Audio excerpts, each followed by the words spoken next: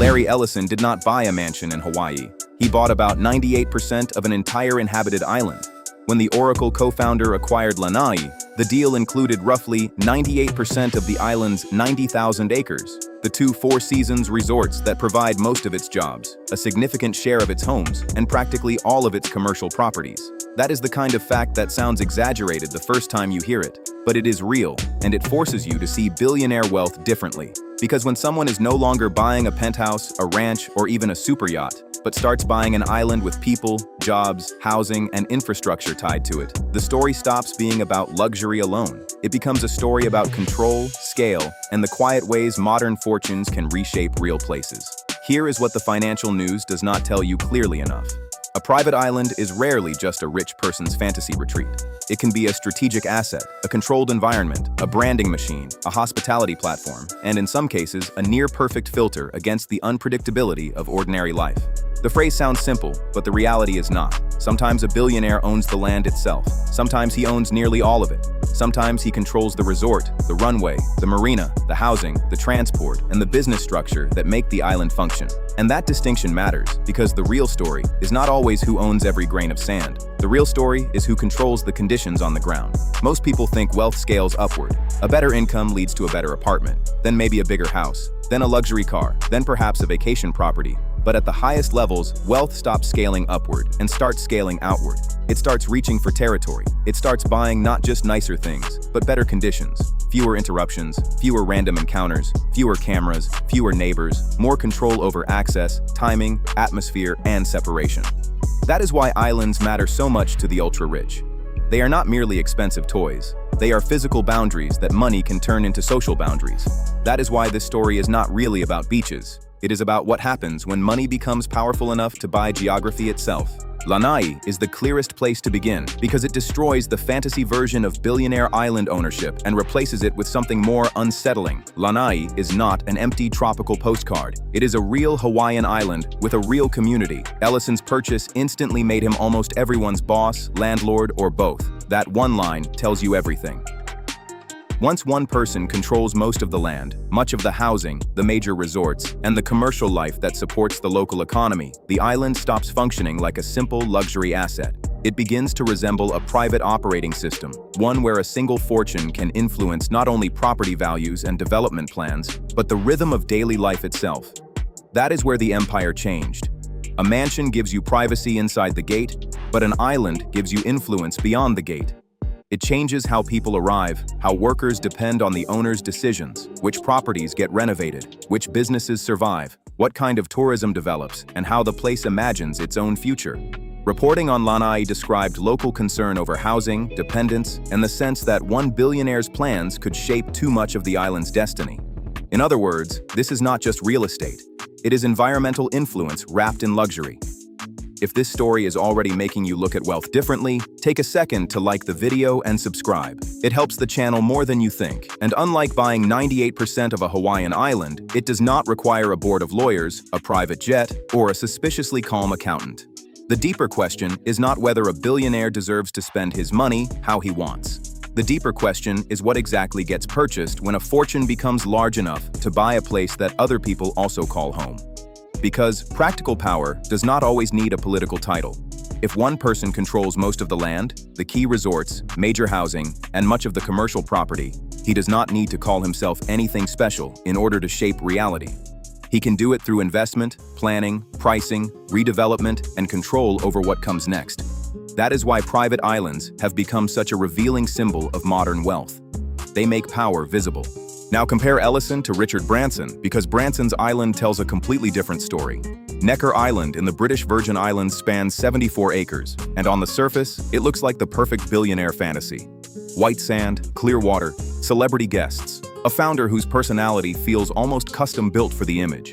Adventure, rebellion, speed, luxury, charisma. Necker did not just give Branson a private retreat. It helped turn him into a myth. That difference is important because not every billionaire buys an island for the same reason. Ellison's island feels like scale, infrastructure, and concentrated influence. Branson's island feels like image, personality, and legend. Necker Island became part of the Branson brand. It helped cement the image of a founder who did not just run companies, but seemed to live inside an adventurous world that matched the rebellious energy of Virgin itself. In that sense, the island was not only a retreat, it was a stage set. It was a place where the billionaire's lifestyle and the corporate mythology could reinforce each other. But here is where the story becomes much more interesting than the glossy photos suggest. In the British Virgin Islands, the beach policy states that all shores and all beaches, including those on private islands, are vested in the Crown, and there is always free access from the water to the shores and beaches. That means one of the world's most famous private islands is not private in the absolute sense many viewers imagine. The phrase sounds complete, but the legal reality is layered. And once you understand that, you realize something important. Billionaire island ownership is often less about perfect sovereignty and more about practical control of the experience. That legal nuance is not a boring footnote. It is the whole plot. Because the owner does not need total, storybook-style control over every inch of the place to create the feeling of total separation. He only needs enough control over the homes, the bookings, the transport, the staff, the security, the pathways of entry, and the social atmosphere that ordinary people understand, almost instinctively, that this world was not built for them. In that sense, the phrase private island is often more psychological than legal. It describes how the environment functions socially, even when the title structure underneath it is more complicated. If you had billionaire money, would you buy an island for privacy, for status, or simply to avoid neighbors who think a leaf blower at sunrise is a personality trait? Comment below, because that question gets right to the heart of this story. And if you are enjoying this kind of deep dive documentary, subscribe now, because the deeper we go into elite wealth, the stranger and more revealing it becomes. Then there is Larry Page, whose story adds an entirely different layer. Fortune reported in 2024 that the Google co-founder bought Cayo Norte in Puerto Rico for $32 million, and that this was at least the fifth island tied to him. Business Insider also reported that it reviewed documents showing the 2018 acquisition and identified it as one part of a wider island pattern linked to Page and his wife. That changes the tone of the entire subject, because one island can still be explained as a trophy. Multiple islands begin to look like a portfolio. That is a very different psychology. Branson's island became part of a public myth. Page's reported island holdings suggest something quieter, more discreet, and in some ways, more revealing. Different regions, different legal environments, different privacy conditions, and different development possibilities begin to turn geography into a form of asset allocation. For ordinary people, diversification means spreading savings across stocks, bonds, retirement accounts, maybe some real estate. For the ultra-rich, diversification can start to include territory itself. It can include physical environments optimized for different needs, different risks, and different levels of exposure. That is the moment when the private island stops looking eccentric and starts looking strategic. The question is no longer, why would someone want a private paradise? The question becomes, what does geography itself become when enough capital is involved? For a billionaire, one island can be retreat, another can be investment, another can be development potential, another can be simple long-term optionality. Once you see it that way, the island starts to resemble a holding company with palm trees. And there is something deeply modern about that. Old wealth often expressed itself through castles, estates, and dynastic landholdings. New wealth expresses itself through mobility, optionality, privacy, and global jurisdictional flexibility. The billionaire is not just collecting luxury, he is designing conditions. He is building a system in which different places serve different strategic purposes. One location might minimize visibility, another might maximize prestige, another might allow development, another might simply sit in reserve as a store of value and possibility. John Malone's case quietly reveals the same instinct from another angle. Forbes reported that the Liberty Media billionaire owned Samson Cay in the Bahamas, and that the island had once been operated commercially with villas, a restaurant, and a marina before being taken out of public hospitality use. That detail matters because it shows how billionaire logic can diverge sharply from normal business logic. In ordinary finance, you would maximize the income-generating power of an asset. You would fill rooms, promote the destination, and squeeze yield from the operation. But at extreme wealth, the highest return is not always cash flow. Sometimes the greater return is exclusion itself. That sounds irrational only until you understand how the very rich value time. Privacy is a return. Silence is a return. Distance is a return. The ability to host only the people you choose in an environment that no longer depends on public occupancy is a return. The freedom to create an atmosphere where every arrival is intentional and every interaction is filtered is a return.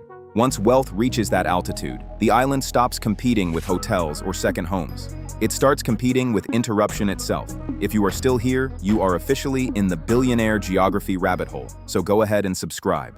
We are not just talking about rich people buying pretty land. We are talking about the moment when wealth becomes large enough to buy its own operating conditions. And let me know in the comments whether owning one island sounds like luxury to you, but owning 5 starts sounding less like relaxation and more like a supervillain expansion pack with unusually good landscaping. But this is exactly where documentaries can go wrong, because the phrase private island makes everything sound simpler than it really is. It invites lazy narration. It invites exaggerated titles. It invites the kind of sweeping claim that sounds dramatic, but quietly misleads the viewer. And if you are trying to tell this story honestly, that is where you have to slow down and get precise. In some places, the legal picture is very different from the fantasy. Reporting on Indonesia has pointed out that private ownership of islands is not allowed in the straightforward way many foreigners assume. Instead, what can be sold are shares in a business with development rights. That means a buyer may control development, operation, and profit potential without holding the kind of simple, intuitive ownership most people imagine when they hear the phrase, "bought an island." That distinction matters enormously because it reveals how billionaire control often works in practice. The public sees paradise. The lawyers see structures. The investors see optionality. The billionaire sees a controlled environment. This is why the subject is so fascinating. The island is never just a toy, it is a machine. It can be a machine for privacy, a machine for status, a machine for filtering people and attention, and a machine that converts money into atmosphere. Once the billionaire controls enough of the land, the transport, the staffing, the hospitality, or the surrounding legal structure, the distinction between pure ownership and practical control can become almost invisible to the outside world. And in some ways, that makes the story more interesting, not less, because the most powerful people in the world often do not need total ownership if they can engineer total experience. You might be wondering why islands have such a strong grip on elite imagination when other luxury assets already exist. Why not simply buy a larger ranch, a mountain compound, or another yacht? The answer is that an island solves a problem those assets never fully solve. A mansion can still have neighbors, a ranch can still be reached by road, a yacht still docks somewhere. An island turns water into perimeter and perimeter into power. It slows approach, filters entry, and makes every arrival feel deliberate. That is one reason islands feel almost mythic in the hands of the ultra-rich. They resemble modern castles, but with better weather, cleaner lines, and fewer visible walls. And water changes psychology. It creates a kind of separation that no city penthouse can replicate. The billionaire is no longer just collecting luxury. He is designing access itself. That may be the deepest truth in this entire story. At the highest level, luxury is not only about what you can have, it is about what you can prevent. Noise, delay, exposure, unplanned contact, random proximity, and the everyday friction ordinary people are forced to accept. An island is anti-surprise real estate, and that may be one of the most valuable products money can buy. Still, the island always comes with tension. On Lānaʻi, reporting documented concerns about housing, development, and what happens when one person's fortune becomes too central to a community's future. In the British Virgin Islands, beach access law undercuts the fantasy of total exclusion, even on famous private islands. In places like Indonesia, the law itself separates ownership from development control. These are not side notes. They are the deeper truth beneath the beauty. The billionaire island is never just a postcard. It is also a legal question, a labor question, a land use question, an access question, and sometimes a quietly political question. That is the part the drone shots never show you. The camera gives you turquoise water, palm trees, a private dock, and a billionaire smiling into the breeze. It does not give you the title structure, the holding company, the public access law, the local dependency, or the negotiations that determine who gets to shape the future of the place. But that is where the real story lives. Because once money becomes large enough, its final ambition is often not merely comfort. It is context control. It is control over what enters the frame, how much of the outside world can touch the inside world, and how completely the owner can transform space into a protective filter against unpredictability. Before we close, like the video, comment your biggest takeaway, and subscribe if you want more documentaries on hidden wealth, elite influence, and the business empires most people never fully see. Because stories like this are not really about envy. They are about understanding what money becomes when it grows so large that it stops buying comfort and starts buying its own version of reality. Also, let's be honest, when someone buys an island and still says he is just looking for peace and quiet, that may be the most expensive way in human history to avoid small talk. And that leaves us with the real question. If wealth can buy companies, media reach, lobbyists, private aviation, luxury compounds, and now entire controlled pieces of geography, where exactly does the line between private success and private world building begin to disappear? Because that is the truth hiding underneath all this beauty. These islands are not simply where billionaires go to relax. They are where wealth rehearses separation. They are where money turns itself into atmosphere. They are where control becomes visible in physical form. Ellison turned an island into a concentrated experiment in territorial influence. Branson turned one into a piece of living brand mythology. Page's reported holdings suggest that geography itself can become another layer of billionaire asset allocation. Malone's case shows that, at a certain scale, exclusion can become more valuable than commercial yield. These men have different personalities, different public images, and different ways of using their fortunes, but the deeper instinct behind their decisions is strikingly similar. Each of them, in his own way, is trying to reduce friction, control access, and shape the environment around his life so completely that privacy no longer feels borrowed or temporary. It feels designed, it feels built.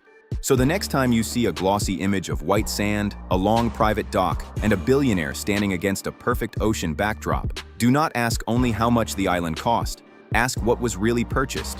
Was it land? Was it privacy? Was it image? Was it development control? Was it leverage over a local economy?